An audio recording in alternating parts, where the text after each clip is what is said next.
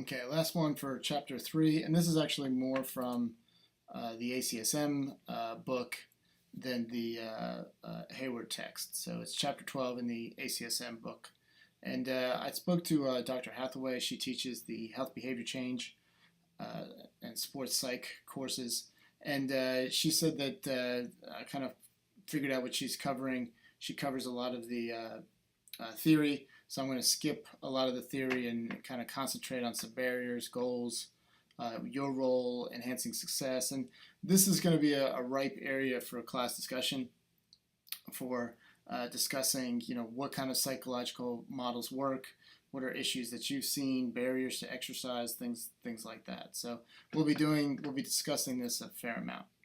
So some of the foundations, the theoretical foundations, I'll just make it short. The social cognitive theory that talks about self-efficacy, the trans-theoretical model, that's the stages of change, the health behavior model, how important do you feel health is, and depending on where you are in life, it may be more important. So if you've gotten sick, then you look at health a lot more important. You guys probably take your health a little bit for granted right now. Self-determination theory that looks at levels of motivation and types of motivation. Theory of planned behavior, which is your intentions, and then the social ecological model, which we'll talk about more, talks about your environment. So when we talk about the social ecological model, that becomes important, and a lot of these things, you'll have the slides, you can look at them. And again, this is why we had the class discussion, because some of the things that help one person hurt another person, and that's something that I struggle with. Some of the concepts of improving self-efficacy and motivating individuals and being a cheerleader to a certain extent and things like that, they're great, and they're things that need to be done. But some of these other things are, again, they help one, they hurt another. So I will give you the story of me.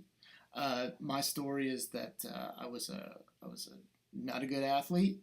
I like to play sports. I played soccer. I'm the son of Hungarian immigrants, so soccer was what we played. We didn't play much football when I got married, and my wife's dad, she's the one at the age of 25ish, kind of taught me how to throw a football. I never really knew how to throw a football before that. It's kind of late. But I played a lot of soccer, and I wasn't very good. My birthday's at the end of September. The cutoff date was September 30th. My birthday is September 27th. Remember it. So I was one of the younger individuals. I always have issues with a little bit of fear and anxiety, lack of confidence. Is my lack of confidence something that I was born with, or was my lack of confidence the fact that I'm dealing with a late birthday? And they've definitely shown data where the older individuals, the older a child is when they play sports, usually the more success that they have. So I was kind of behind the eight ball on that. But then I love physical activity. I love training. But there were things that were kind of against me, but then there were things that were for me. I had the social support. My dad liked to exercise. My mom, she likes to exercise, but she's, bless her heart, 2 left feet. She has no coordination, no core stability. So we would, go for walks and hikes and things like that. But, she wasn't really, she didn't have any sport prowess, put it that way. So you've got these different things where some things were in my favor, some things were against me, but still, somehow, through it all, not only did I become interested in physical activity, but I made it my career.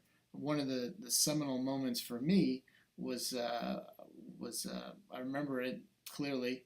It was when I was a sophomore in high school, and I was getting made fun of, and I just kind of had it, and I was riding home with my mom, and I told my mom, I'm going to start strength training. And that was a time when strength training, to a certain extent in youth, was characterized with harming and making growth plates mature too quickly. So I was worried that they'd say no, but they didn't care. They were like, go, fine, I don't care. So I started strength training, and that strength training kind of led me, it improved my self-esteem, improved my body image, gave me some confidence. In my mind, I thought girls would just flock to me because I had a decent physique, and that didn't happen. So there was kind of some misguided things going on there. But you've got these things that it got me to be physically active. And not only did it get me to be physically active, it got me to be physically active through a lifetime. But again, other people that are made fun of, they turn to food. They turn to other ways of managing stress, drugs, alcohol, whatever, and they go down a different path. So, what is it for each individual that's going to lead them to be physically active and lead a healthy lifestyle? And these things that we see, this slide, this side, family, peer support, all this stuff, these are things that can help, but they can also hurt your family, your spouse. A spouse can be there for you and help encourage you, but they can also sabotage you. They could say, "Oh yeah, let's have some pizza. Let's have pizza for dinner." You're like, "Well, I like pizza, but it's not particularly healthy." Or do you have a spouse that says, "Okay, let's get a healthy meal together"? What's going on there? So, and really for children, parents. What are the parents doing? If the parents are eating an unhealthy lifestyle or eating unhealthy food, the children are going to eat unhealthy food. So again, these things that are here, community norm, cultural norms, cultural background. I love cultural backgrounds and culture and community norms. Friday night, you go out for happy hour. What are you going to eat? Wings, chips, French fries, burger. Are you going to sit down and say, "Okay, I'm ready to have some fun. I'm going to have a salad"? It's not cool. It's not hip. But to be obese is not hip either. So we have one cultural norm leading you to unhealthy habits, but that same cultural norm is to a certain extent not as readily accepted, which is to be obese. So again, these things are complex.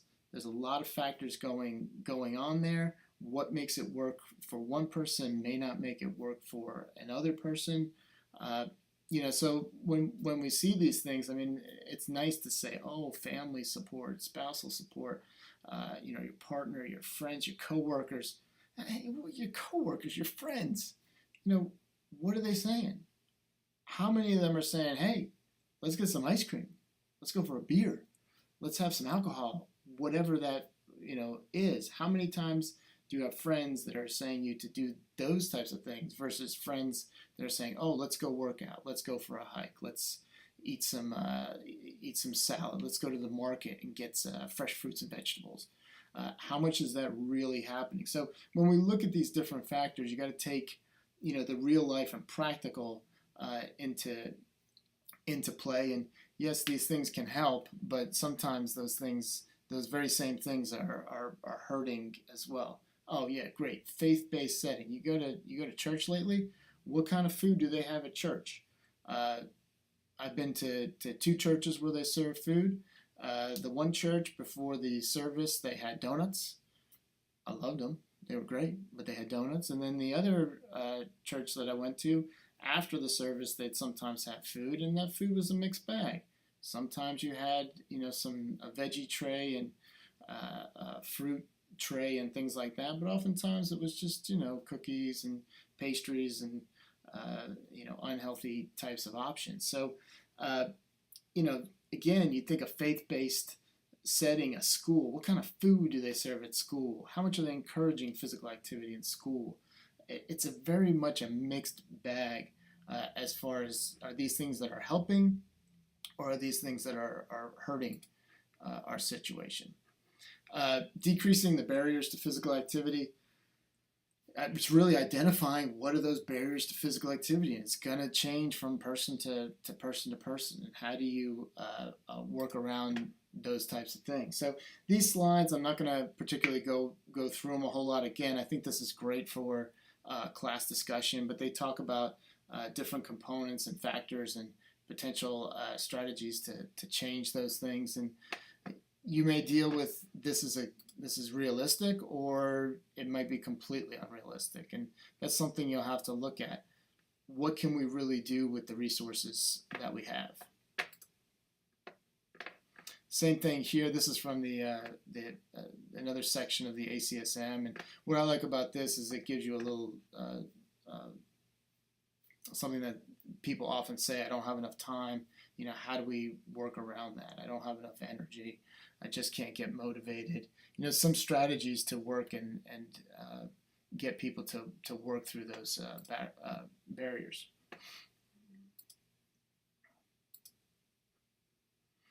So cognitive and behavior change strategies to increase physical activity, enhancing self-efficacy, goal setting, reinforcement, social support, self-monitoring, problem solving, relapse prevention. I think one thing to realize and keep in mind is when you look at behavioral therapies, how successful are we in changing people's behavior?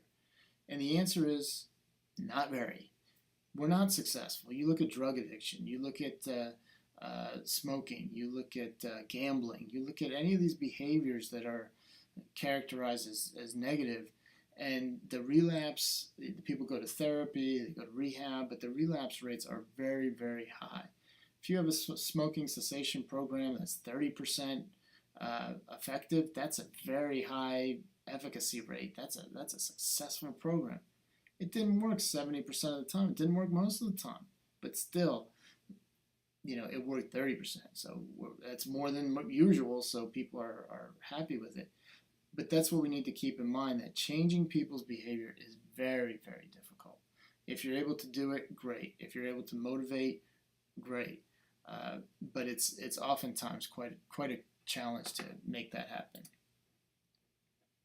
So enhancing self-efficacy is very important, and it's something that we need to work on. And really, from an exercise physiologist perspective, and if some of you go into physical therapy, occupational therapy, you know, this is I think a very important thing as well, is, you know, giving people the tools to be successful. And it's not just that you lead them through exercises and you have the outcome that you want.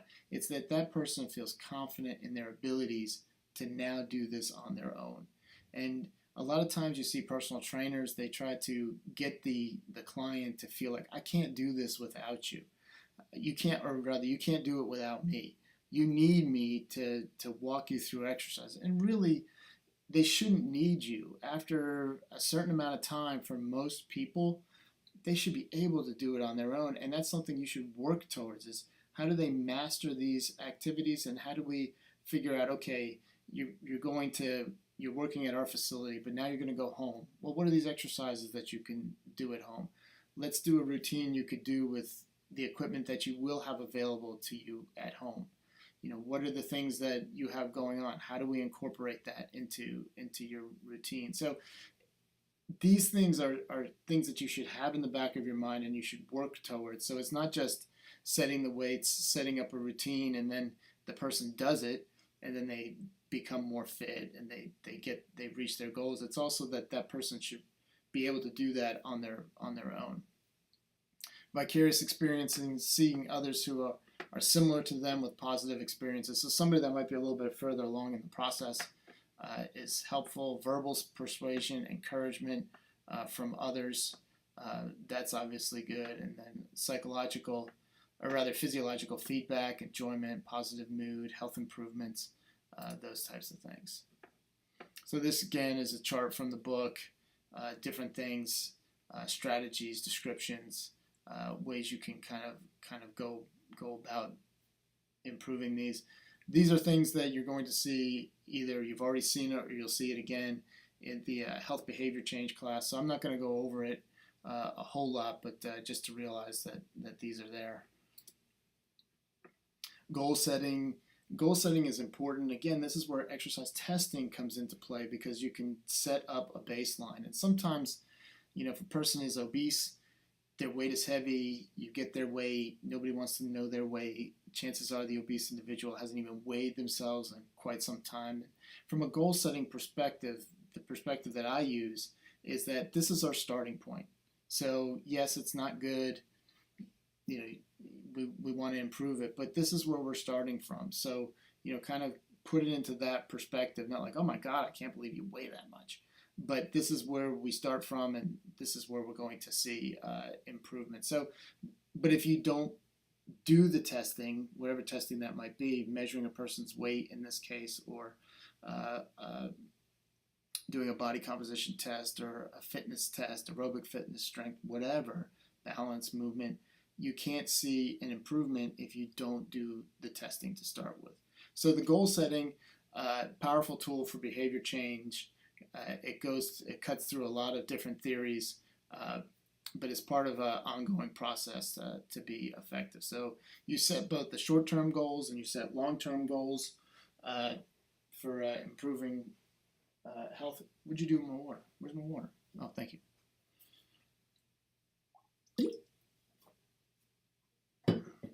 Okay.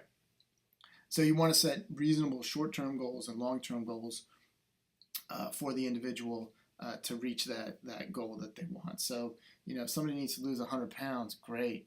But maybe their goal is just to engage in regular physical activity for the next 2 weeks. Set a goal that's reasonable, fairly easy to achieve, and then just kind of work through there. Now, one thing you got to watch out for with goal setting, and you'll see this with personal trainers as well, is they just go through the movements. They don't have the progression that you need to see. So you might start conservative, and I generally recommend starting conservative, but you should keep seeing improvements and adjusting those goals as you go. So you don't want to have somebody that's needs a lot of work and then they just plateau after just a little bit of improvement. You want to keep seeing that improvement as much as is reasonable. SMART goals, you'll see this typically, or you'll see this often. The recommendations from the National Strength and Conditioning Association incorporate these SMART goals. So specific, specificity, measurable. Again, this is kind of repeating through some other stuff, but it is good, and it's important to kind of keep this in mind. Action oriented, so the goals should indicate what needs to be done, realistic and achievable, timely, the goals that have a specific and realistic time frame, and self-determined. The goals should be developed primarily by the individual. What do they want to accomplish? That way they take more ownership of it, more chances for success. Your role, reinforcement, you should encourage. People can have their reward system. Hopefully that reward system is not food, but if you have a reward system of some sort of treat being something like clothing or a gadget or a trip, whatever that might be, to have some sort of reward for the things that you've done. You have extrinsic rewards, that's the tangible stuff I just mentioned, but you have intrinsic rewards with a feeling of accomplishment, more self-esteem, fun, enjoyment, and that you see that often. The start of exercise is difficult and hard. It's drudgery. It's ugh. But once the people get into a regular routine with exercise, they enjoy it. They start to have fun. There's a social structure associated with the people that they're also exercising with, especially if they're going to some sort of gym or some sort of facility or classes. There's a camaraderie that develops there. So there's intrinsic things within you that provide a reward system as well, and those things are equally important. It's not all about stuff. It may be difficult to give intrinsic reinforcements, but it may be possible to develop an environment that promotes intrinsic motivation. Again, a positive environment. You should focus on autonomy of the participant and that have been shown to lead to higher levels of physical activity. So if you feel like you can do this on your own, you're going to do this on your own. But if you feel like, oh, I need this person, then once that relationship falls apart or whatever happens, you take time off, you get sick, you don't have as much money, you can't afford it, the training, then the things fall apart. And really what you want for your patient or client is that they become healthier, that they engage in physical activity on a regular basis because they worked with you. So you want to encourage that autonomy. Environments promoting intrinsic motivation focus on providing positive feedback, increasing feelings of competence, acknowledging participant difficulties within the program. So if they're having problems, how do you work through it? And enhancing a sense of choice and self-initiation of activities to build feelings of autonomy. And again, this goes back to everything kind of works together, that art and science of exercise prescription. You do things that resonate with the person, that person thinks is fun. And then your job is to figure out, okay, well, how does this fit into the exercise recommendations, which we'll go over later? How does this all work together? And then how do you get this person to do this activity on their own? Social support. Again, as I mentioned earlier, social support, self-monitoring is easier, and that's more the technology types of things. But the social support is very much a mixed bag, and really we'll do this in the discussion. What are some positive and negative issues associated with, especially social support and self-monitoring? I'll just say a couple things. You have the social support. They lead you to do unhealthy behaviors and try to take you away from exercise. And sometimes with the social support, especially family, if they see your success, they feel like that is taking away from them. Like they're a failure because you're successful. Like you were able to do it, but I can't do it, so that makes me look bad. So if I make you a failure too, then somehow that makes me not as bad.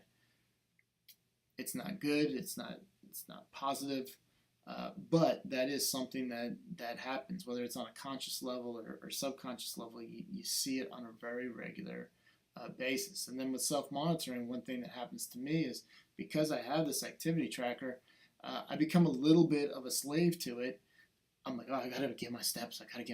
And I might not do the resistance exercise, or I might not do the flexibility or balance training, because I gotta get my steps. I gotta see that value on my phone that says I completed this many steps.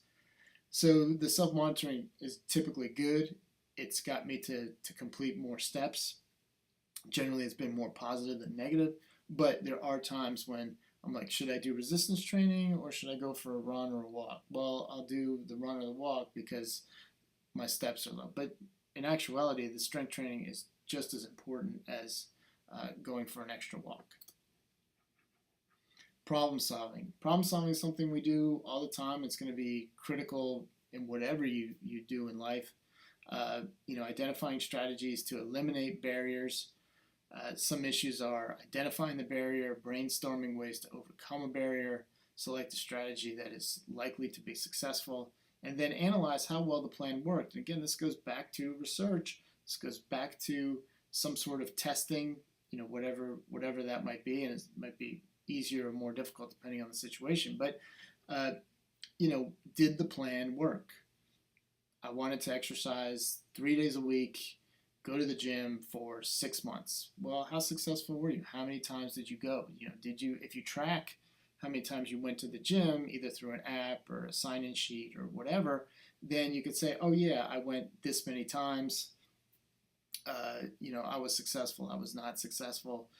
This plan of attack worked. This is how it could be better. If I would have done this, then it would have been better, or this hurt me, or whatever the case may be. You have those things that are there. And analyzing and being critical thinking.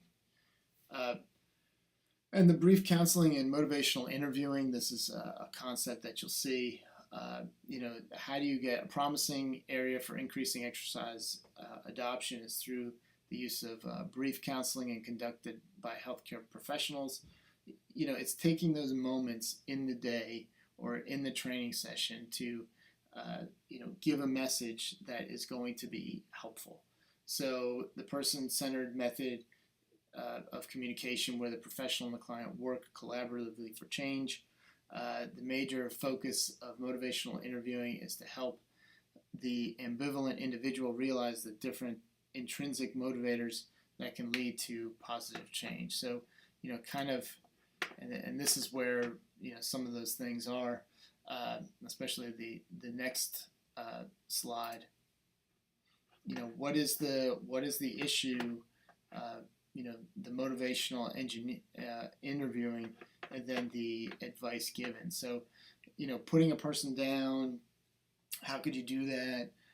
Doesn't typically doesn't help the individual, and you walk a fine line, and different things work for different people. Again, this is where evaluating and figuring out what worked and what didn't work, how many times did it work, these types of things. Critically evaluating the process is going to be huge. But this gives you some tools for motivational interviewing, the advice that you might give. And you're going to get this in the behavior change class, but I do bring it up here as well. So during the initial phase, the primary goal is to help resolve the ambivalence and increase motivation to change. So what is that thing that resonates with that person? Is it chronic disease, being sick? I don't want to die. What is it that works? I tell students that you deal with your parents. A lot of times your parents don't want to exercise. You're in this major, you see how important lifestyle is, and then you have a parent that really doesn't want to engage in physical activity. And I always encourage students to speak with their loved ones, their parents. I do it with my parents to a certain extent, but their lifestyles are fairly good. But I've done it with a friend, a college roommate of mine as well. When you try to get people to change behavior, they get resistant and they get defensive. So you need to make sure that aspect is taken out. My personal philosophy is to make sure that you come at it from a perspective of love. So if you deal with a love, like a spouse, significant other, boyfriend, girlfriend, you tell them they're fat, they need to lose weight. That makes you vain and vapid. But it's also not really going to get what you want. And you're not really thinking about what's best for this person. This person that I care about, I want them to be healthier. I want them to engage in regular physical activity. And if you go to it from that perspective, that I'm worried about you, I'm concerned about you, I love you, you're eating unhealthy foods, I want you to be there. If you're talking to a parent, I want you to be there for my kids. I don't want to see you die because you've engaged in unhealthy lifestyle choices. That shortchanges not only me, but also shortchanges my children, and I want them to be spoiled by a grandparent. I want that to happen. So, you talk about it from perspectives that will resonate with the individual. You have a lot of religious individuals here, and I always, it always kind of irritates me when I see a large minister. I'm like, you look at things like sloth and gluttony, just overconsumption of food.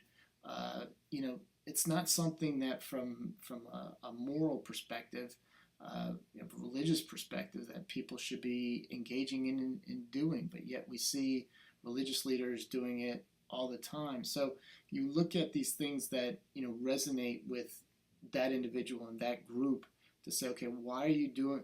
To a certain extent, why are you doing this? But is this really what you want for yourself? How do you make it healthier? How do you get people to be healthy?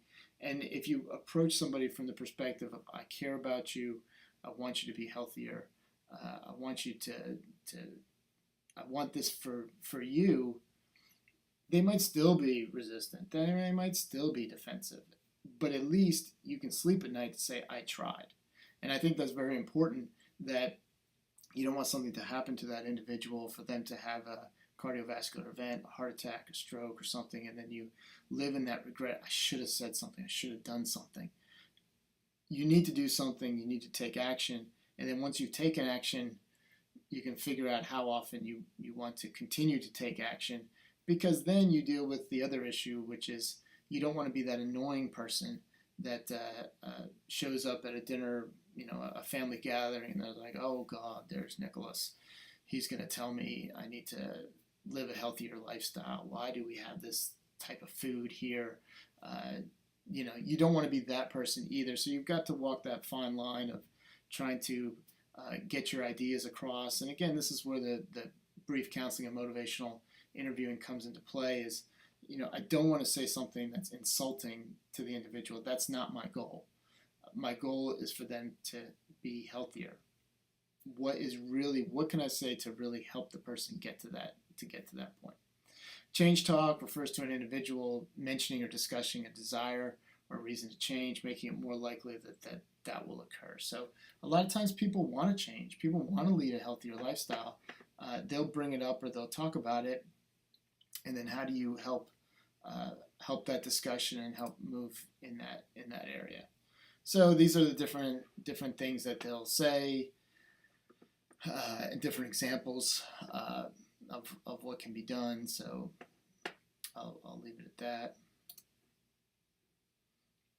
This is great stuff for class discussion. If you look at this and you see something that either resonates with you or you see something that you completely disagree with or didn't work in your situation, those are things that are helpful for the rest of us to kind of, think about and say, okay, well, what are you trying to say? What's going on? Are you the odd one or are you the norm? To say, yeah, that saying this, most people get real defensive if you say something like this. I said this to my dad, and oh God, that did not go well. I said this to a friend, that did not go well. So, and if you see multiple people in your group and in the class agreeing with you, then you say, yeah, this thing that I'm reading in the textbook, okay, it's in a textbook, but our collective experiences are different. Or do you find that your experience is different from what most other people have? And it's good to kind of get that viewpoint from other people to see, okay, is this normal or is this not normal? And you'll find that, your center of reference, you think that's normal, but then you talk to other people and you realize, oh God, yeah, this is a little different than what happens in other homes or the way for other people. Group leader interactions. You'll lead group exercise. That's often a part of an exercise physiologist's job. If you're exercising in a group where the instructor creates group dynamics and goals, that has consistently been shown to be superior to exercising in the usual class. So doing group exercises and being good at it, that's a skill. If you've got that skill, that's great. I know back in my day, the mid to late 90s, step aerobics was big, and that was always, I was always impressed by the women that led those classes, because they would have to do a movement and then start talking about the next movement that they were supposed to do. And I had a hard enough time just following the movement that they were doing in front of me. So, if you have that skill, that is a very important skill. And the exercise classes change, but you still see group exercise. It may have been aerobics, then it went step aerobics, then spin class, then Zumba, yoga. Some things come full circle.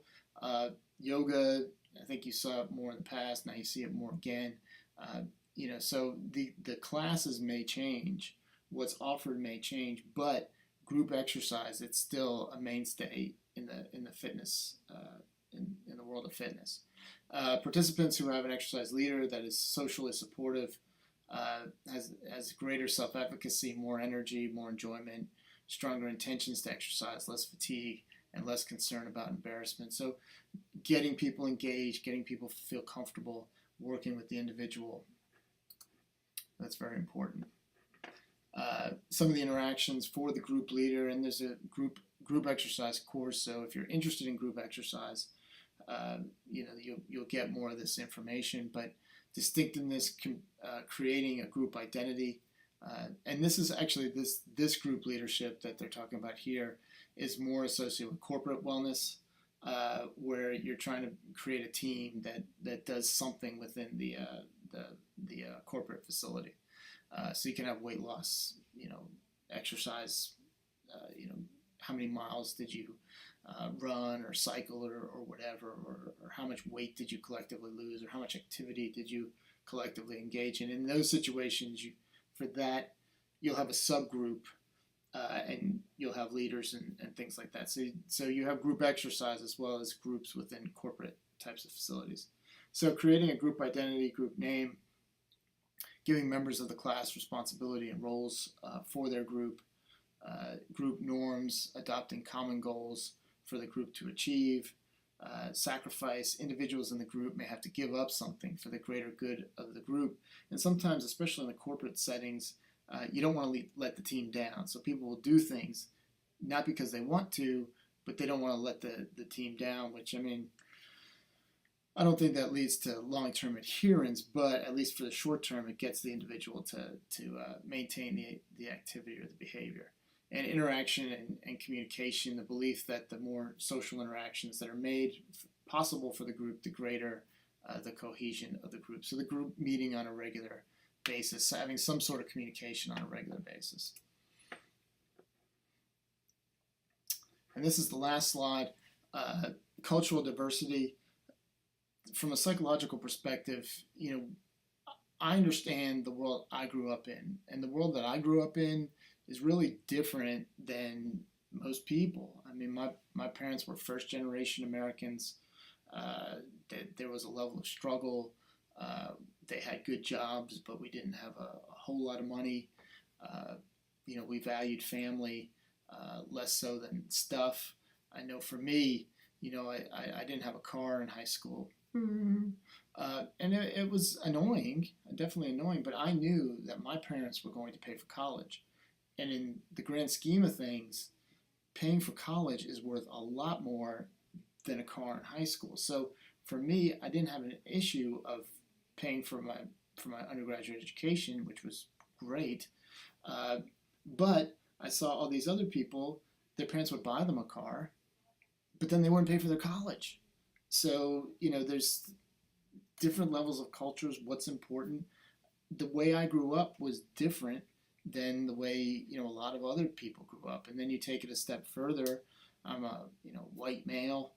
You take the Hispanic culture, the black culture, African American culture, the Asian cultures. All these cultures have their different norms and beliefs and ways that they do things. And, for me to understand those, I don't understand it. So I have to talk to people, and I have to have those individuals explain it to me for me to have a better understanding of what's going on. And I think that's really critical, to try to understand people. Where are they coming from? Where's the common ground? How do we all get along? And how do we all work together? And I think that's especially important at this time, as well as in all times. You will always deal with that. You will always deal with those cultural issues, and trying to force my norms down your throat may not work. It probably won't work. But if I understand, okay, what's important to this cultural group, what resonates with this cultural group, then maybe I could develop an exercise program or an event or intervention that works for that group. It might not work for me, but it would work for that group. And what's my goal? My goal is for the intervention or the exercise program or whatever to work with this population. So you kind of have to, the cultural diversity and the being sensitive to the cultural issues is very important. That's it.